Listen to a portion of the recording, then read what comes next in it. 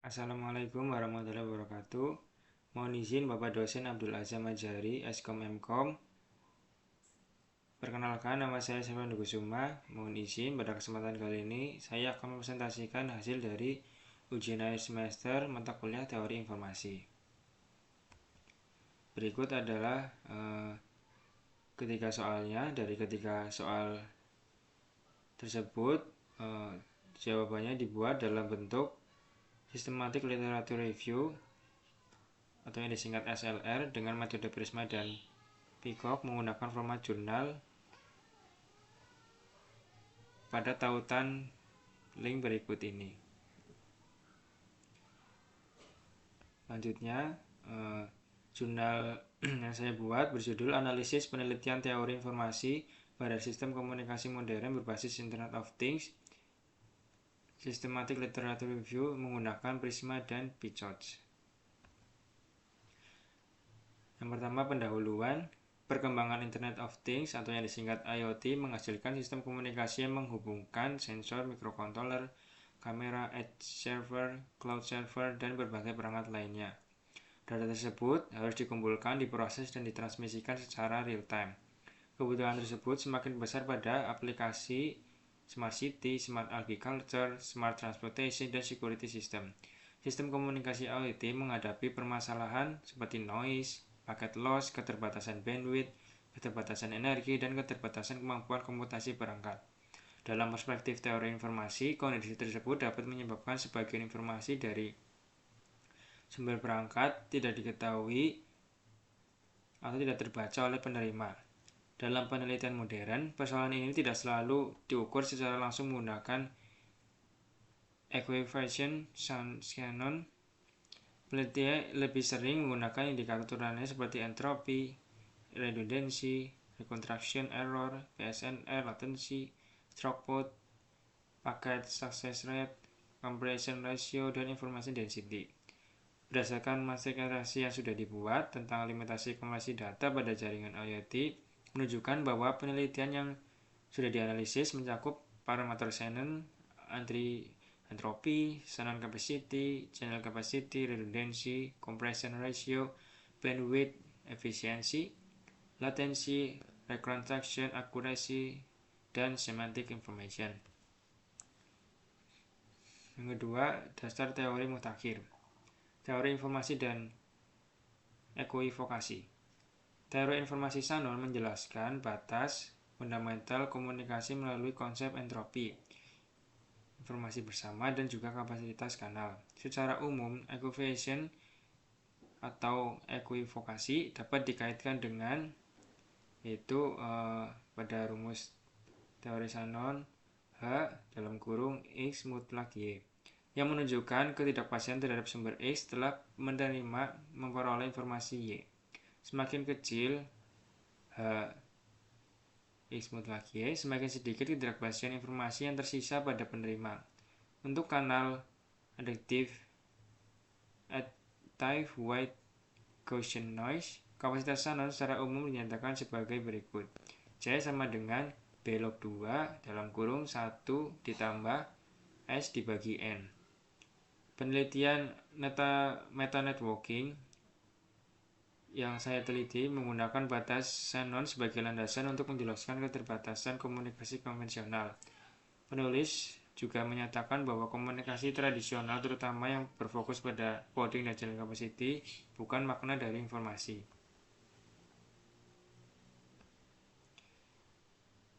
Yang kedua, kompresi data. Kompresi data sendiri bertujuan mengurangi redundansi sebelum transmisi data.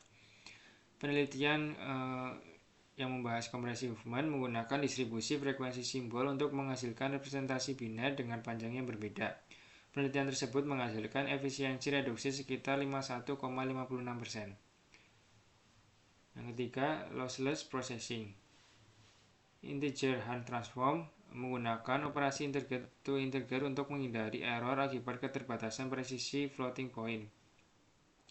Dari hasil penelitian tersebut, pada eksperimennya menunjukkan MSS sebesar 0 dan PSNR tak hingga pada rekonstruksi lossless. Yang keempat, edge computing. Edge computing pada penelitiannya memindahkan sebagian proses dari cloud menuju sumber data. Pendekatan ini bertujuan mengurangi latensi, bandwidth, dan waktu respon. Penelitian tersebut dengan menggunakan perangkat Raspberry Pi dan ESP32 menunjukkan bahwa pemrosesan edge case meningkatkan responsivitas sistem Internet of Things. Yang kelima, semantic communication. Semantic communication mengurangi kebutuhan transmisi data mentah dengan mempertahankan informasi yang relevan terhadap tugasnya. Metanetworking memperluas pendekatan tersebut melalui Multi-Faceted Information Knowledge Base (KOE) dan AI-enabled semantic encoding. Selanjutnya, metode penelitian. Metode yang digunakan pada penelitian ini yaitu Systematic Literature Review atau yang disingkat SLR. Kerangka kerja SLR disusun mengikuti program Prisma serta kriteria Picot. Yang pertama, kita menentukan dulu research question untuk jurnal ini. Yang pertama, bagaimana metode yang digunakan penelitian modern untuk mengurangi kehilangan atau ketidakpastian informasi pada sistem komunikasi Internet of Things. Yang kedua, apa kelemahan operasional pendekatan tersebut ketika diterapkan pada pemrosesan real time. Yang ketiga, metrik teori informasi apa yang dapat dikembangkan untuk mengisi research gap yang dominan pada 10 jurnal tersebut. Selanjutnya, untuk metode Picot itu sendiri digunakan untuk menentukan ruang lingkup penelitian yang terdiri dari pertama, population. Dalam penelitian ini mencakup sistem komunikasi IoT, wireless communication, smart city, edge, dan perangkat resource constraint. Yang kedua, intervention. Dalam penelitian ini fokusnya adalah kompresi, lossless processing, encryption, edge computing, semantic communication, dan reliability mechanism. Yang ketiga, comparison. Dalam penelitian ini membandingkan komunikasi konvensional, code processing, transmisi tanpa kompresi, atau metode baseline. Yang keempat, outcome. Dalam penelitian ini meliputi reduksi informasi yang hilang, peningkatan reconstruction quality, bandwidth efficiency, latency throughput, energy efficiency, dan information density. Yang kelima, untuk konteks. Penerapan dalam penelitian ini meliputi sistem komunikasi modern dengan kebutuhan real time, bandwidth terbatas, noise, resource concentration, dan distribusi perangkat. Selanjutnya, metode Prisma yang memiliki beberapa tahapan. Yang pertama, identifikasi, yaitu pencarian dokumen dilakukan pada repository dan database jurnal ilmiah menggunakan keyword atau kata kunci. Yang kedua, penyaringan. Hasil identifikasi disaring berdasarkan tahun terbit dan kesesuaian topik dengan kriteria inklusi. Yang ketiga, kelayakan, yaitu tahapan penelaah menyeluruh terhadap konten artikel yang sudah lolos tahap pertama dan kedua.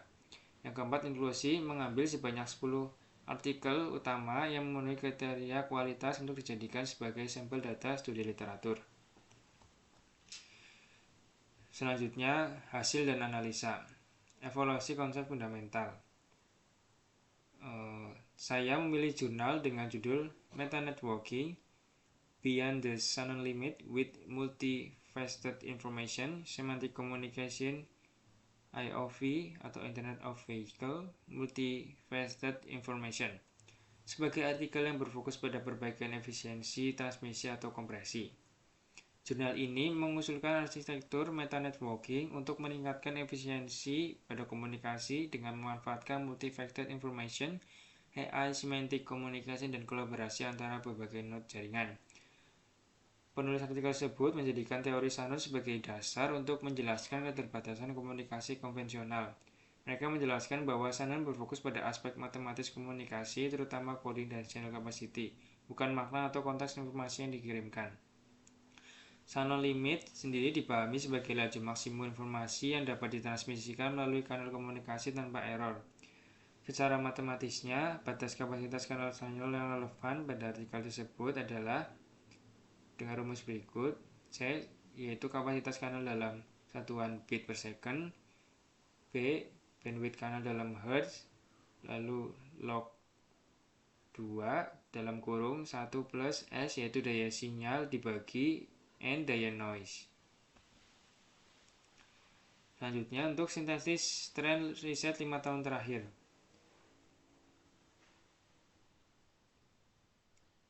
dalam konteks teori informasi, ekuivokasi dapat dipahami sebagai ketidakpastian informasi sumber setelah penerima mengamati keluaran kanal. Misalnya sendiri akibat noise, berdasarkan 10 artikel yang sudah diambil atau dikurasi, sebagian besar mengalami masalah yang berdekatan dengan ekuivokasi melalui metrik seperti error rekonstruksi, PSNR, packet loss, latency, bandwidth, lossless recovery, dan semantic information. Lalu berikut beberapa riset modern dalam mengatasi kehilangan informasi. Yang pertama dari redundancy reduction melalui komparasi,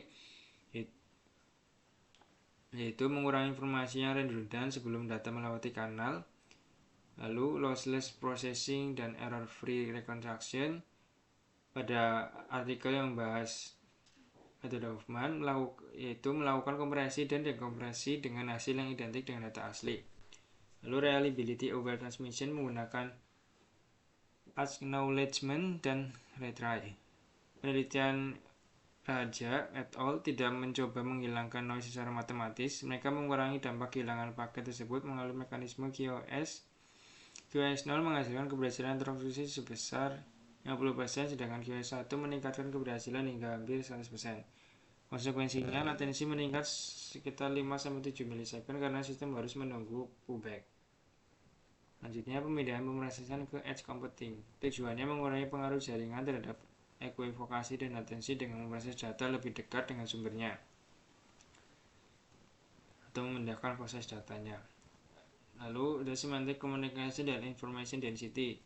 Pendekatan ini tidak lagi melihat masalah hanya sebagai bit reduction, namun menjadi information density improvement. Kelemahan dari solusi terbaru tersebut jika diterapkan pada pemrosesan real time.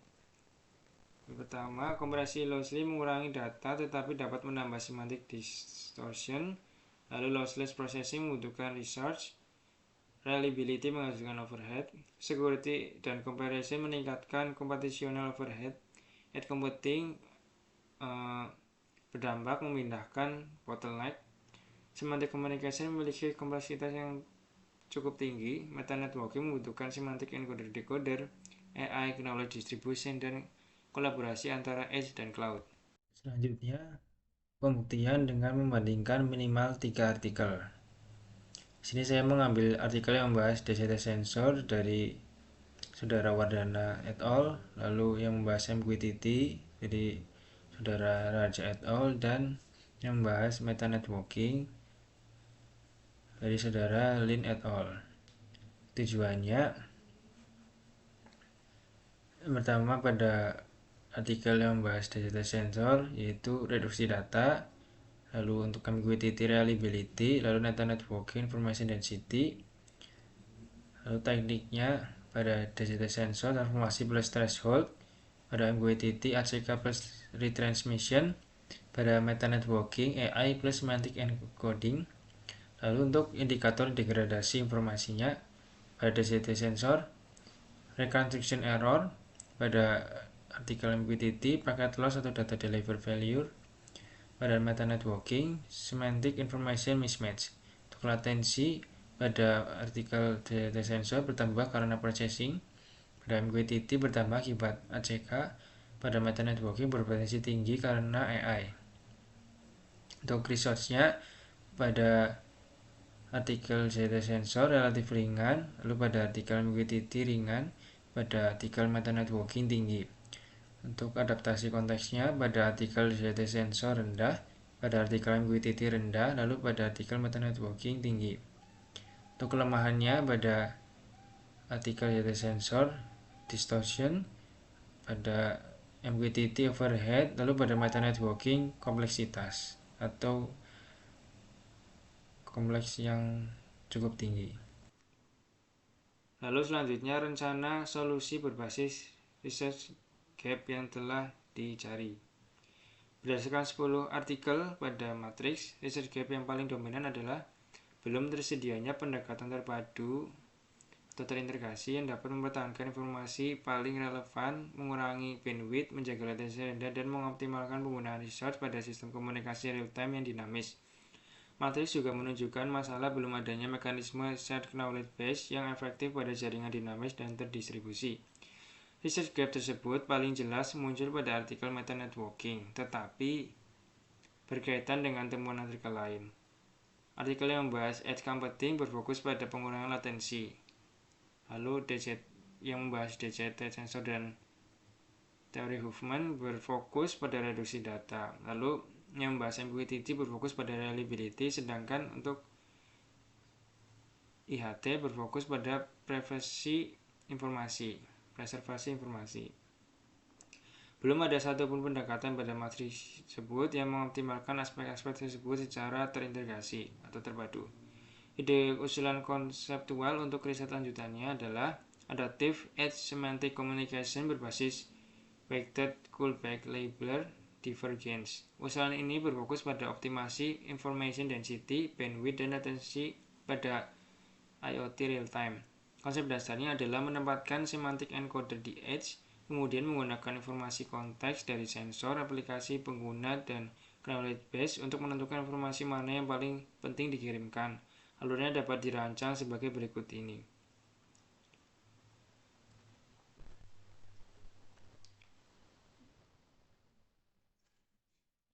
Selanjutnya, untuk kesimpulan. Hasil semantic literature review terhadap 10 artikel tersebut menunjukkan bahwa penelitian komunikasi modern berkembang dari pendekatan redundansi menuju pendekatan yang semakin berorientasi pada kualitas dan relevansi informasi. Kompresi Huffman dan artikel DCT sensor berfokus pada pengurangan volume data. Untuk artikel integer yang membahas integer hand transform mengatasi kehilangan informasi akibat keterbatasan presisi komputasi. MQTT pada artikel tersebut, QoS 1 meningkatkan keandalan transmisi dengan memanfaatkan sebagai latensi. Pada artikel edge computing memindahkan pemrosesan ke sumber data untuk mengurangi latensi dan penggunaan bandwidth-nya. Semantic communication dan meta networking membawa pendekatan lebih maju dengan mengutamakan semantic information dan information density. Namun pada sintesisnya menunjukkan bahwa masing-masing pendekatan masih memiliki keterbatasan operasional. Kompresi lossy dapat menghasilkan distortion. Process processing memerlukan resource, reliability mechanism menambah overhead, edge computing memindahkan beban ke perangkat edge, semantic communication membutuhkan AI, knowledge base, dan koordinasi antar entitas jaringan. Dengan demikian, belum tersedia pendekatan terpadu yang mampu mengoptimalkan kehilangan informasi, latensi, bandwidth, energi, dan semantic correctness secara simultan. Research gap tersebut mendorong usulan adaptive edge semantic communication berbasis Weighted Kullback-Leibler Divergence. Usulan tersebut digunakan untuk mengukur penyimpanan semantic information dengan memberikan bobot berdasarkan tingkat kepentingan informasi. Selanjutnya, Weighted Kullback-Leibler Divergence dapat digabungkan dengan latensi, bandwidth, dan energi dalam fungsi optimasi multi-objektif. Pendekatan ini berpotensi menghubungkan konsep teori informasi klasik dengan kebutuhan semantic communication dan real-time Internet of Things. Demikian presentasi dari saya. Untuk kurang lebihnya mohon maaf. Wassalamualaikum warahmatullahi wabarakatuh.